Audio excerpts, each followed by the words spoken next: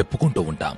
ఇన్ని వేల సంవత్సరాలు గడిచినా రాధాకృష్ణులను మనం స్మరించుకుంటూ ఉన్నామంటే వాళ్ల ప్రేమ అంత నిత్య నూతనంగా, నిర్మలంగా, ప్రేమకు ఆదర్శంగా నిలిచిపోయింది. మరి అలాంటి రాధ ద్వారకకు వచ్చి కృష్ణుని కలవాలని ప్రయత్నిస్తే ఏమయ్యింది? అసలు మధుర వదిలి కృష్ణుడు ద్వారకకు ఎందుకు వచ్చేశాడు? ద్వారకలో రుక్మిణి, సత్యభామ, జాంబవతి వంటి వారిని పెండ్లి చేసుకుని రాధను మర్చిపోయాడా? రాధ ద్వారకకు వస్తే ఏం జరిగింది వంటివి ఇప్పుడు మనం తెలుసుకుందాం. మిత్రమా, ఈ ప్రపంచంలో ఎప్పటికీ నిలిచిపోయేది ప్రేమ మాత్రమే. నిస్వార్థమైన, నిర్మలమైన ప్రేమ మన గుండెల్లో పదిలంగా ఉంటుంది. అలాంటిదే రాధకు కృష్ణుడి పట్ల ఉన్న ప్రేమ. కృష్ణుడి నుంచి తను ప్రేమను మాత్రమే ఆశించింది. అతని నామస్మరణలోనే తన జీవితాన్ని గడిపింది. ఇద్దరూ ఒకే ఆత్మ, వేరువేరు శరీరాలు అని ఇప్పటికీ మనవాళ్లు చెప్పుకుంటారు. కాని విషాదం ఏమిటంటే శ్రీకృష్ణుడు తన ప్రేమించిన రాధను ఎప్పుడూ పెండ్లి చేసుకోలేదు. ఎలాంటి కల్మషం లేని ప్రేమ రాధది. ఒకరంటే ఒకరికి ప్రాణం. ప్రేమకు చిహ్నమైన వీరి ప్రేమ పెండ్లి వరకు ఎందుకు వెళ్లలేదు?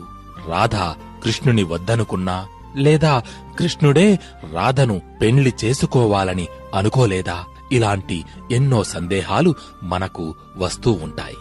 నిజానికి ఏం జరిగిందంటే రాధకు శ్రీకృష్ణుడికి మధ్య ఏదో విషయం మీద ఒక గొడవ వచ్చింది. అలకపాన్పు ఎక్కిన రాధ శ్రీకృష్ణుడు ఎంతగా విన్నవించినా తన మనసు మార్చుకోలేదు. కృష్ణుడి మీద కోపం పోగొట్టుకోలేదు. కృష్ణుడికి శ్రీధాముడు అనే ఒక గొప్ప స్నేహితుడు ఉండేవాడు. దాంతో శ్రీధాముడు రాధను ఒప్పించేందుకు ఎంతగానో ప్రయత్నించాడు. కోపంలో ఉన్న రాధ కృష్ణుడితో పాటు శ్రీధాముణ్ణి కూడా తిట్టింది. దాంతో నువ్వు ప్రేమించిన వాడిని ఎప్పటికీ పెండ్లి చేసుకోలేవు అని శ్రీధాముడు రాధను శపించాడట. ఏది ఏమైనా రాధ మరణంతో దివ్య ప్రేమ కథ ముగిసింది. ఆమె ఎలా చనిపోయిందో మరియు శ్రీకృష్ణుడు తన వేణువును ఎందుకు విరిచాడో ఇక్కడ మనం తెలుసుకోవాలి. వేద గ్రంథాల ప్రకారం శ్రీకృష్ణుడు కేవలం 8 వయసులో రాధతో ప్రేమలో పడ్డాడు.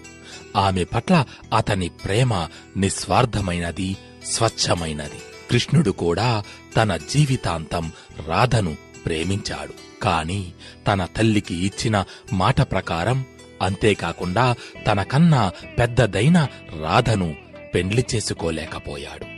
శ్రీకృష్ణుడు తన జీవితంలో ఎక్కువగా ప్రేమించింది ఒకటి రాధనైతే మరొకటి తన వేణువును. రాధ కూడా శ్రీకృష్ణుడి మురళీగానాన్ని అమితంగా ప్రేమించేది. పురాణాల ప్రకారం రాధాకృష్ణులు ఇద్దరూ బృందావనంలో ఎక్కువ సమయాన్ని గడిపేవారు. యశోదాదేవి శ్రీకృష్ణుని ఒక చెట్టుకు కట్టేటప్పుడు రాధ అతడిని తొలిసారి చూసింది. సంకేతంలో ఇద్దరూ మొదటిసారి కలుసుకున్నారని, ఆ తరువాత వారిద్దరూ ప్రేమలో పడ్డారని చాలామంది పండితులు చెబుతున్నారు. గోకులం అంతా వీరి ప్రేమగాథలే వినిపించాయి. శ్రీకృష్ణుడి ప్రేమలో రాధ పిచ్చిదయ్యింది. కాని కృష్ణుడు బృందావనాన్ని శాశ్వతంగా వదిలి మధుర నుంచి ముద్ర, ఆ తరువాత ద్వారకకు చేరుకున్నాడు. అయినా సరే కృష్ణుడు రాధను మరచిపోలేదు. రుక్మిణి, సత్యభామలతో కృష్ణుని వివాహం గురించి విన్నది. కాని రాధ బాధపడలేదు.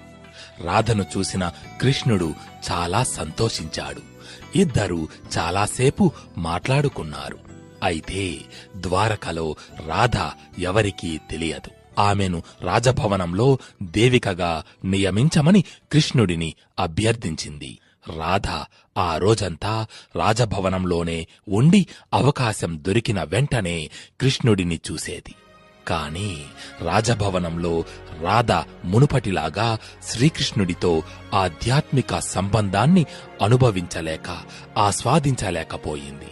కాబట్టి రాధ శ్రీకృష్ణుడితో లోతైన ఆధ్యాత్మిక సంబంధాన్ని ఏర్పరచుకునే లక్ష్యంతో రాజభవనం నుంచి వెళ్లిపోవాలని నిర్ణయించుకుంది. రాధ ఎక్కడికి వెళుతుందో తెలియదు. మరియు ఆమె చివరి రోజుల్లో పూర్తిగా ఒంటరిగా మరియు బలహీనంగా ఉంది. చివరిసారిగా శ్రీకృష్ణుడు రాధ ముందుకు వచ్చాడు. కృష్ణుడు చివరిసారిగా వేణువు వాయించడాన్ని చూడాలనుకుంటున్నానని చెప్పింది రాధ. శ్రీకృష్ణుడు ఇక వేణువును పట్టుకొని చాలా శ్రావ్యమైన రాగంలో వాయించడం ప్రారంభించాడు.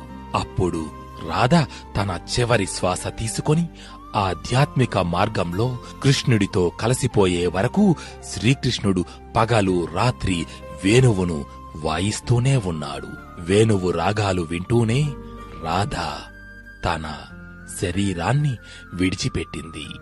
కృష్ణుడి గుండె పగిలిపోయింది.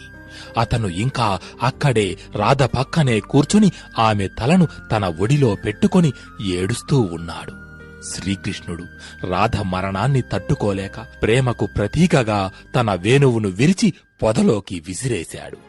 అప్పటినుంచి శ్రీకృష్ణుడు వేణువు లేదా మరే ఇతర జీవిత సాధనాన్ని వాయించలేదు. ఇదంతా కూడా ద్వారకలోనే జరిగింది.